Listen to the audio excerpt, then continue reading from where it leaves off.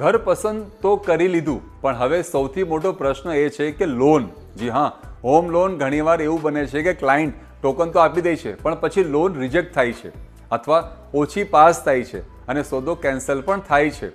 આજે તમને જણાવીશ કે બેંક લોન આપતા પહેલા કઈ 3 વાત ખાસ ચેક કરે છે જેથી તમારી લોન ફટાફટ પાસ થઈ જાય. Point number 1, CIBIL score. જી હા, સૌથી મહત્વનું છે.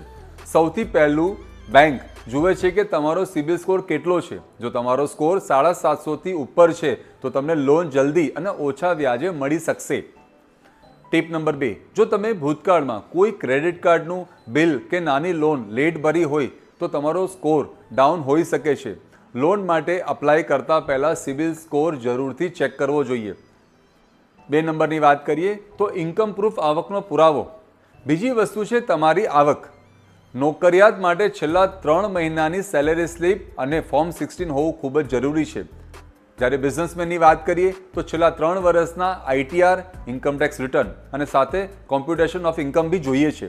ઘણા લોકો કાચું બતાવે છે અને આઈટીઆર ઓછું ભરે છે, પછી લોન લેતી વખતે તકલીફ પડે છે. એટલે યાદ રાખો, તમારા ચોખ્ખા નફા પર જ તમને લોન મળશે, ટર્નઓવર પર નહીં. જી હા, એટલે આ તમારે લોન લેતા સમયે બહુ ધ્યાન રાખવાની જરૂર છે.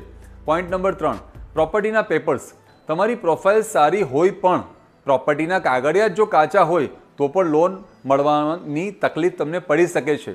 બેંક હંમેશા વેલ્યુએશન અને ટાઇટલ ક્લિયર ચેક કરે છે, એટલે હંમેશા રેરા રજિસ્ટર્ડ અને બીયુસી પરમિશનવાળી પ્રોપર્ટી જ પસંદ કરો.